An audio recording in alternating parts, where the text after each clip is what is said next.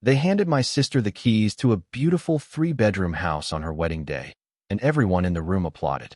I almost did too. Then I noticed the date printed at the bottom of the transfer paperwork, and something inside me went still. My name is Emily Parker.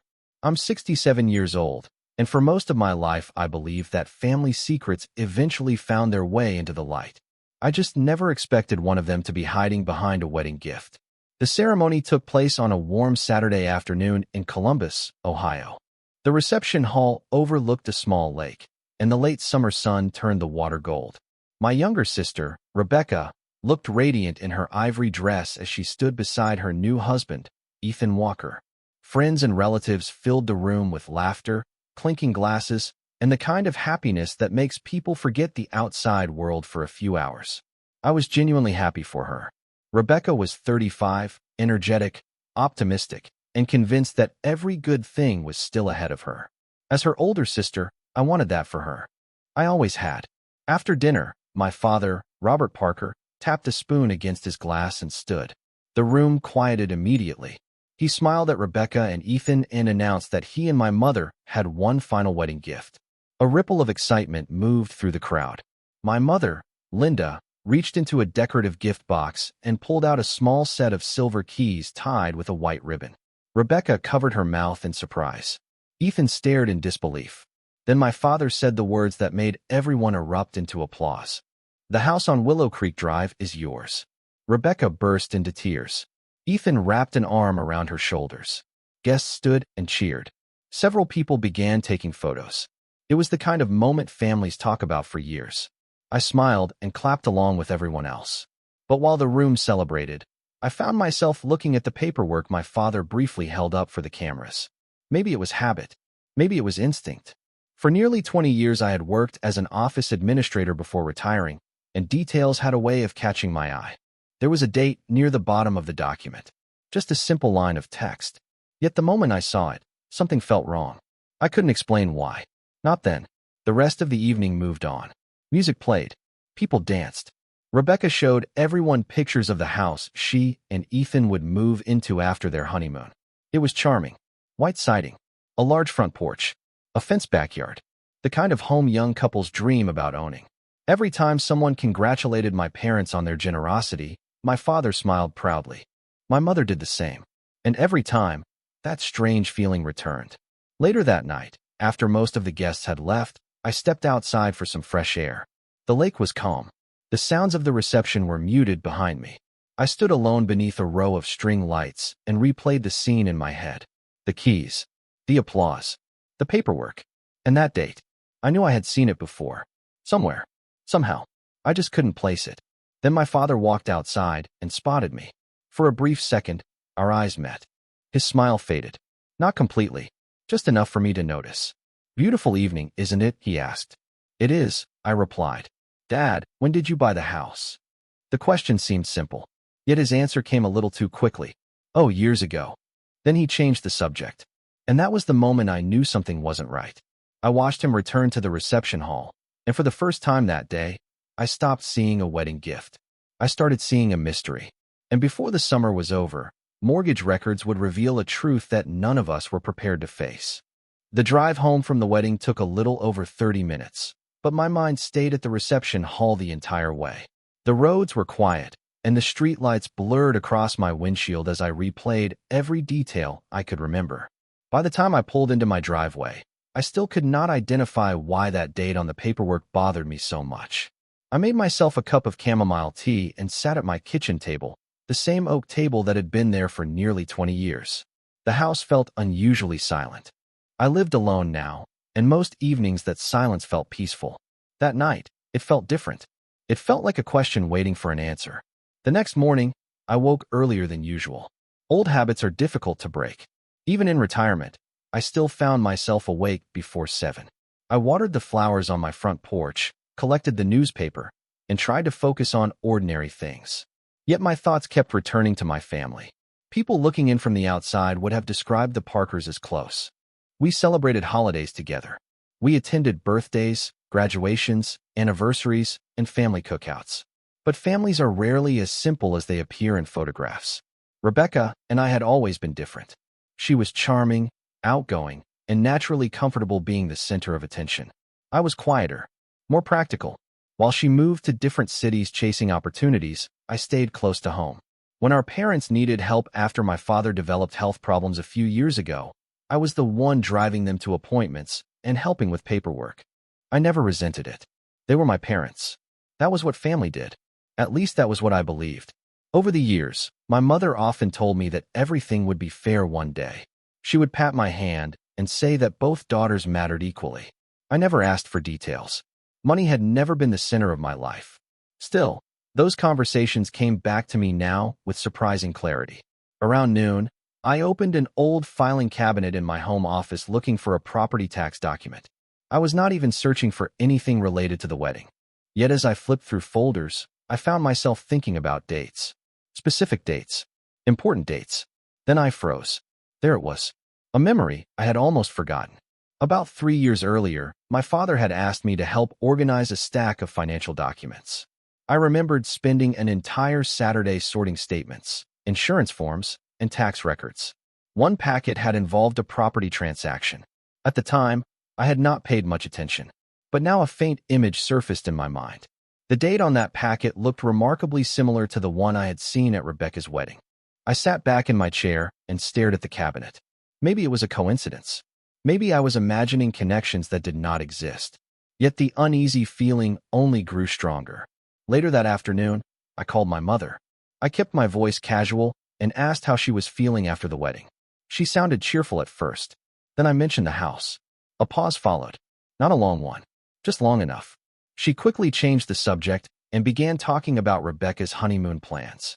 When we ended the call, I remained seated with my phone in my hand. My mother had always been a poor liar, and for the first time in my life, I was beginning to suspect that both of my parents were hiding something from me.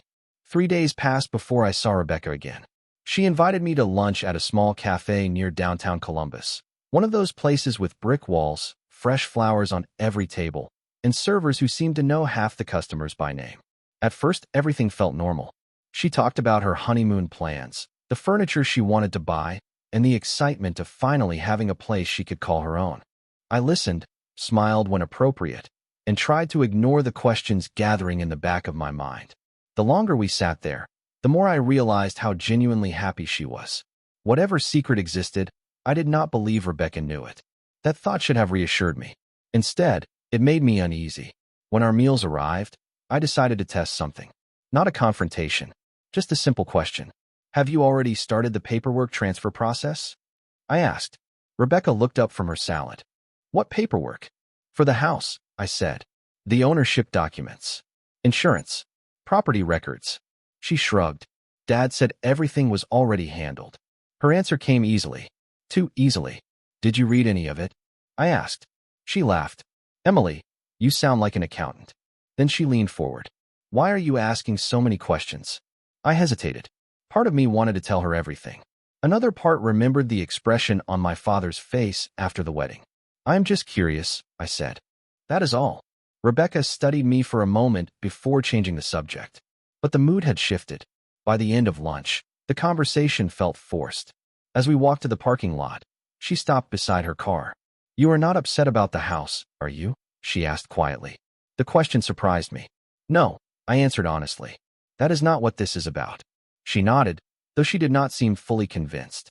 After she drove away, I sat in my car for several minutes. I kept replaying her words. Dad said everything was already handled. That phrase lingered in my mind. Later that afternoon, I found myself driving toward my parents' neighborhood. I had no appointment and no real reason to be there. Yet something pushed me forward. When I arrived, my father was working in the garage. He looked surprised to see me. Emily, he said, everything okay? Of course, I replied. I was nearby and thought I would stop in. We spoke casually for a few minutes. Then I mentioned the house. The reaction was immediate. Not dramatic, just noticeable. His shoulders tightened. His smile faded. Rebecca is very lucky, I said. It was quite a gift. She deserves it, he answered. I am sure she does, I said. I was actually trying to remember something. Was that property purchased 3 years ago? For a moment, complete silence filled the garage. My father set down the wrench he was holding. Why would you ask that, he said. The question sounded simple, but his tone was not. I felt a chill run through me. I thought I recognized the date from an old document. He looked away. Then he picked up the wrench again. You must be mistaken. I nodded slowly, but deep down I knew I was not. And as I drove home that evening, I became certain of one thing. Somewhere in a file cabinet, a mailbox, or a public record office, there was a document that would explain why both of my parents suddenly seemed afraid of a simple date. The next morning, I stopped pretending that my curiosity would simply fade away. Some questions grow quieter with time. This one seemed to grow louder. After breakfast, I drove to the county records office on the north side of Columbus. The building was not impressive. Beige walls, fluorescent lights, rows of public computer terminals. Yet I had a strange feeling that the answers I had been looking for were somewhere inside. I signed in, found an available workstation, and began searching property records. At first, everything looked ordinary. The house on Willow Creek Drive appeared exactly where it should. Ownership information, parcel number, tax assessments. Nothing unusual. Then I noticed a reference to a recorded mortgage. My eyes narrowed. I clicked the document number and waited for the file to load. A few seconds later, a scanned record appeared on the screen. I read the first page once. Then again. My heartbeat slowed instead of speeding up. That always happened when I was concentrating. The document showed that the property had been financed several years earlier. That alone was not surprising. What surprised me was the date. It matched the date I remembered from those financial papers my father had asked me to organize years ago. I continued reading. The original loan amount was substantial, far more than I expected. Yet what truly caught my attention was the borrower information. I leaned closer to the screen. Surely I was misunderstanding something. I checked again, then a third time. The property was not originally tied to Rebecca at all. In fact, her name did not appear anywhere in the early records. I sat back in my chair and stared at the monitor. Around me, people typed quietly, printed documents, and carried on with their day. Nobody knew that my understanding of my family had just shifted slightly off balance. I printed several pages and placed them carefully into a folder. As I walked back to my car, memories began resurfacing. 3 years earlier had been a difficult period for my parents. My father's medical treatments were expensive. My mother worried constantly about bills, even when she tried not to show it. There had been several conversations that suddenly seemed more important than I realized at the time. Small comments, brief silences, unanswered questions. Back then, I assumed they were simply managing normal financial stress. Now I was no longer certain. When I arrived home, I spread the documents across my dining room table. Sunlight from the window fell across the pages. I compared dates, signatures, filing numbers. Every detail mattered. The deeper I looked, the more uncomfortable I became. Someone had worked very hard to create a simple story for the family. A generous wedding gift, loving parents, a happy ending. Yet the paperwork suggested something much more complicated. That evening, while reviewing the records again, I noticed a reference number connected to another filing. It was small, easy to overlook. Most people probably would have ignored it. I almost did, but instinct told me not to. I wrote the number down on a yellow notepad and circled it twice. Then I opened my laptop and began searching for related documents. 10 minutes later, a new file appeared on my screen. The moment I saw the first page, I felt the room go completely silent. Because for the first time, another name had entered the story. And it was the last name I ever expected to find. The name on the document was mine. I stared at the screen for several seconds before I trusted what I was seeing. Emily Parker. The letters sat there plainly, impossible to misunderstand. I felt neither panic nor anger, just confusion. The filing was connected to a refinancing agreement recorded nearly 3 years earlier. My name appeared alongside financial disclosures and supporting records that referenced assets I recognized immediately. Assets that belonged to me.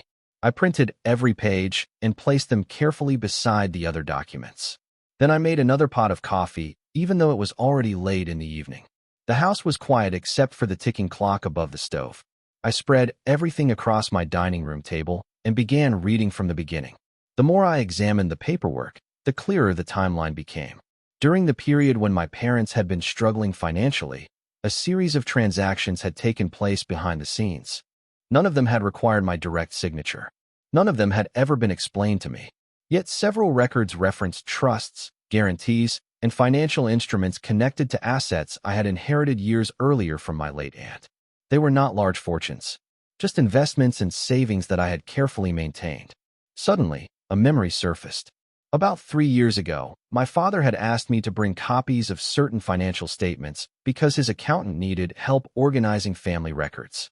I remembered dropping off the documents without a second thought. We were family. I trusted him completely. At the time, the request seemed harmless. Now I was no longer sure. The following morning, I called an old family acquaintance named Daniel Hayes. Daniel had been an attorney in Columbus for decades. He was not my lawyer, but he had handled estate matters for several people I knew. We met for lunch at a quiet diner near his office. I did not tell him everything immediately. Instead, I handed him copies of the records and asked a simple question. Can you explain what I am looking at? Daniel adjusted his glasses and spent several minutes reviewing the paperwork. He read silently. Then he read portions a second time. Finally, he looked up. Emily, he said carefully, these records suggest that financial backing connected to your assets may have been used to help secure this property transaction. I felt my stomach tighten. Without my knowledge, I asked. Daniel chose his next words with obvious care. I am not saying that. I am saying the situation is more complicated than the story you were told. That answer stayed with me for the rest of the day. More complicated than the story you were told. By evening, I found myself sitting on my porch watching the sun disappear behind the trees. Neighbors walked their dogs. Children rode bicycles down the sidewalk. Everything looked ordinary. Yet nothing felt ordinary anymore. For the first time, I began wondering whether the wedding gift had never really been a gift at all. Maybe it was the final chapter of a financial arrangement that started years earlier. Maybe Rebecca had been as unaware as everyone else. Or maybe someone had counted on the family celebrating loudly enough that nobody would ask questions. As darkness settled across the neighborhood, I opened one final document I had not fully examined before. Near the bottom of the page was a signature authorization date. The date itself did not surprise me anymore. The witness name beside it did, because it belonged to someone who had not been mentioned once by my parents, my sister, or anyone else. And suddenly I had a new person to find. The witness name on the document belonged to Margaret Collins. At first, the name meant nothing to me. I searched my memory and came up empty. She was not a relative, not a family friend, not a neighbor. Yet there she was, connected to paperwork that appeared increasingly important. The next morning, I began searching public records. It did not take long to find her. Margaret Collins was a licensed notary who had worked for a financial services company in Columbus several years earlier. The company itself no longer existed under that name.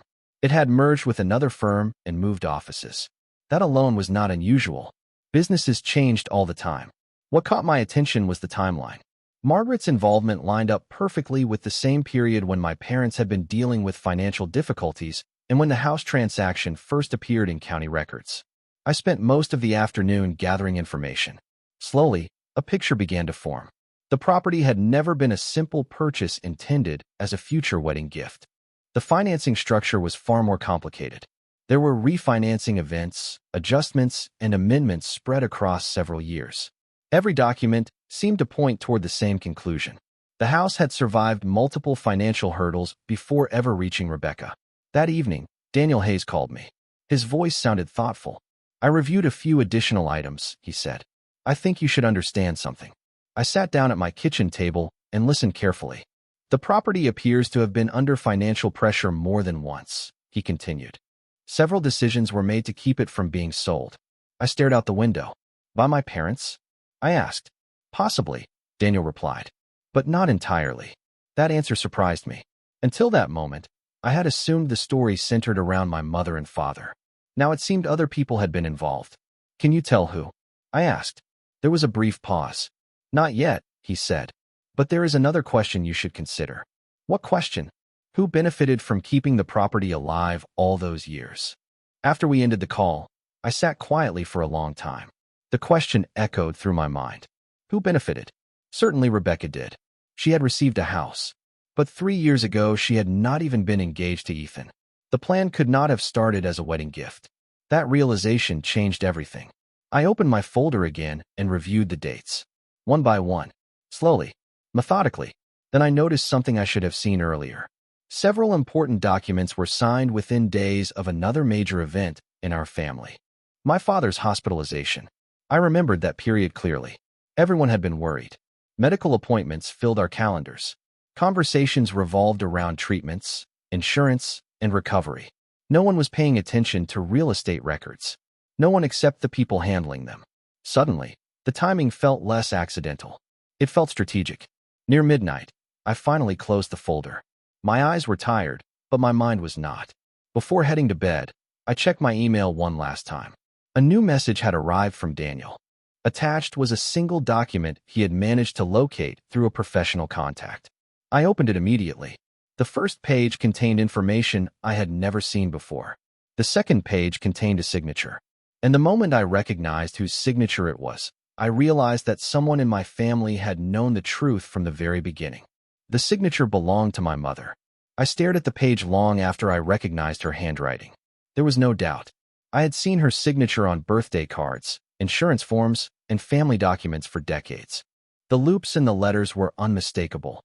For several minutes, I simply sat there in silence, looking at a truth I had not expected. Until that moment, I believed my father had been carrying most of the secret. Now I knew my mother had been involved as well. The next morning, I took a long walk through my neighborhood.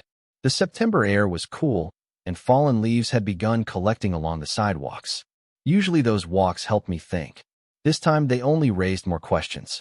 Why would my mother hide something from me? She had always been the peacemaker in our family. If my father made a difficult decision, she was usually the one who explained it afterward. Yet here she was, connected directly to records that had never been mentioned. By noon I found myself driving toward my parents' house again. I had not planned to confront anyone. I only wanted answers.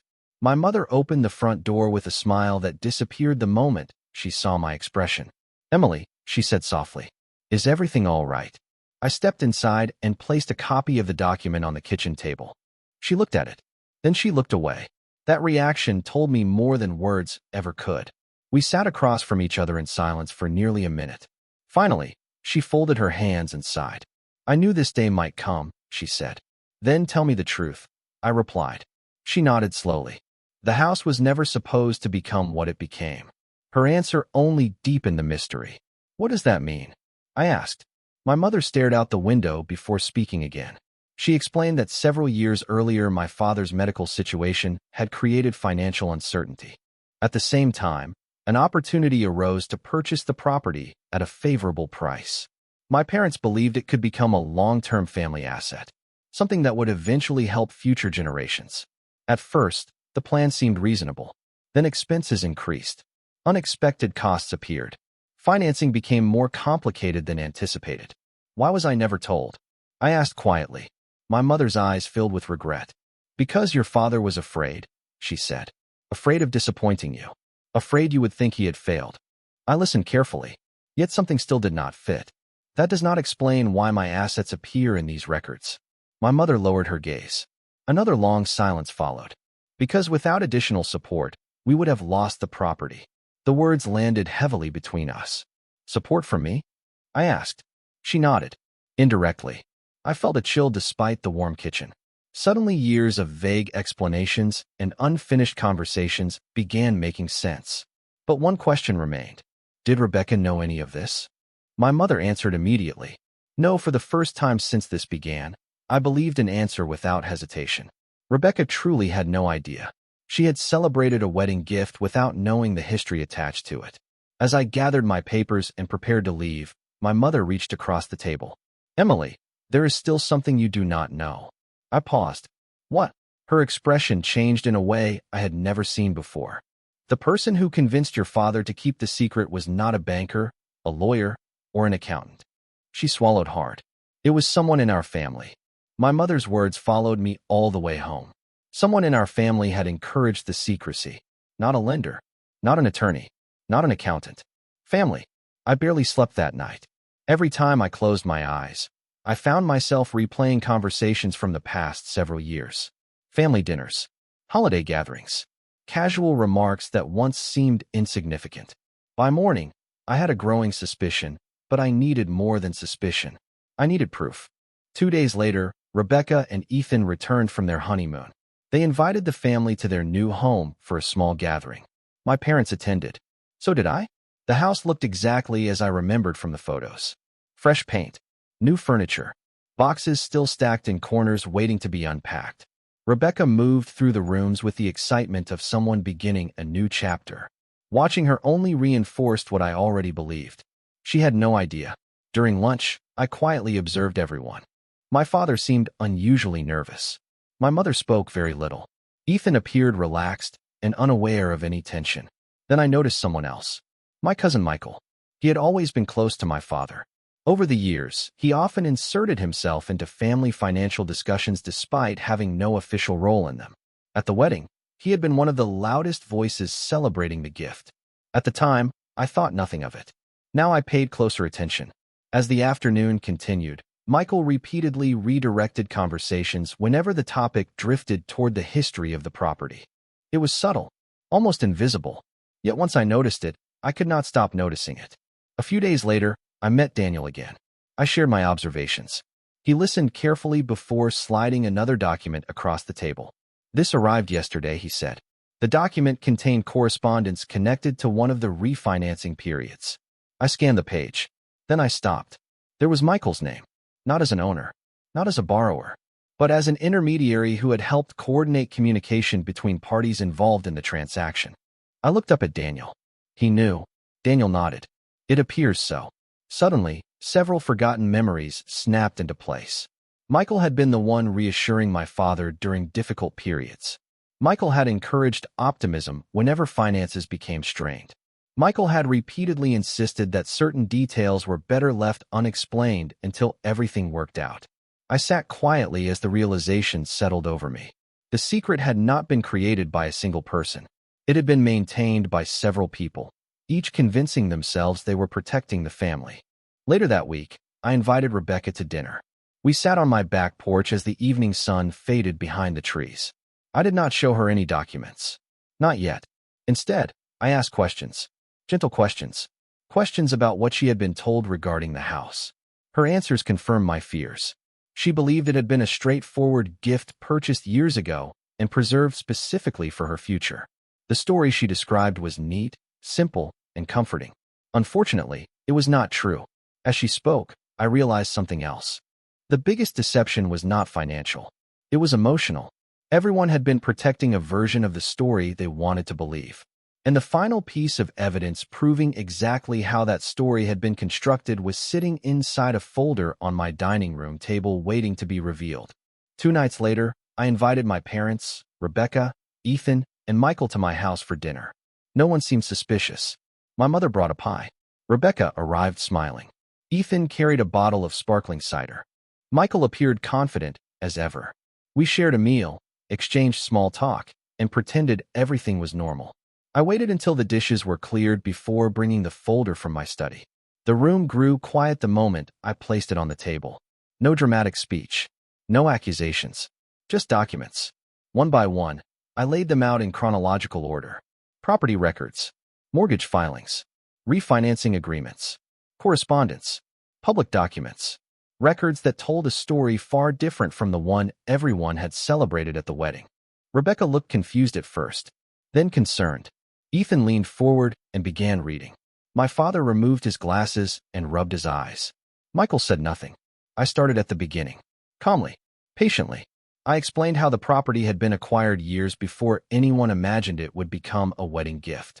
I explained the financial difficulties that followed. I explained how various arrangements had been made to preserve the property. Then I showed them the records connecting my assets to the structure that helped keep everything afloat. Rebecca stared at the papers.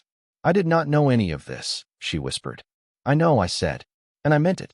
For the first time since this journey began, nobody argued. Nobody interrupted. The documents spoke for themselves. Eventually, I turned to Michael. "You knew?" It was not a question. Michael looked down at the table. The confidence he carried so easily seemed to disappear. After several seconds, he nodded. He admitted that years ago he had encouraged my parents to keep certain details private. He believed the property would eventually recover in value. He believed the complicated financial arrangements would never matter if everything worked out in the end. He believed he was protecting the family from stress and conflict. My father finally spoke. His voice sounded older than I had ever heard it. He admitted that fear had guided many of his decisions. Fear of losing the property. Fear of disappointing his daughters. Fear of appearing unsuccessful after a lifetime of providing for the family. My mother quietly admitted that she had gone along with the secrecy because she hoped the situation would eventually resolve itself. Rebecca listened to every word. Tears filled her eyes, but she remained composed. Then she surprised all of us. The house should not come between this family, she said. Not after everything that happened. She reached across the table and took my hand. I wish someone had trusted us enough to tell the truth. No one had an answer for that. In the weeks that followed, several practical decisions were made. Financial responsibilities were clarified. Records were corrected. Conversations that should have happened years earlier finally took place. The most important change, however, was not financial. It was emotional. The secret lost its power the moment it was exposed. Looking back now, I realized the house was never the real story. The real story was what happens when people convince themselves that silence is easier than honesty. They tell one small omission, then another. Eventually, the version of events they present to the world becomes more important than the truth itself. Yet truth has a remarkable way of waiting patiently. Years can pass. Circumstances can change. People can celebrate a perfect ending. But eventually, a date on a document, a signature on a page, or a forgotten record can bring